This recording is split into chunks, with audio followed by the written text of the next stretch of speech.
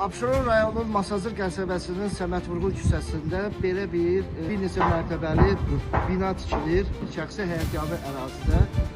Qeyd eləmək istəyirəm ki, tikinti barəsində heç bir məlumat verici lövhə ulaşdırılmayıbdır. Fəhlə kollektivinin də nə əmək mühafizəsi, nə də texniki təhlükəsizliklə ilə bağlı olaraq heç bir tədbir görülməyibdir. Yerli qurumların da bu tikintidən heç bir məlumatı yoxdur. Onu da qeyd eləmək istəyirəm ki, məlumat olsaydı ilkin olaraq məlumat lövhəsi asılmış olardı və məlumatda layihə və yaxud da eskiz və yaxud da fotoqrafçı təşkilat haqqında ümumi bir məlumat olmuş olardı.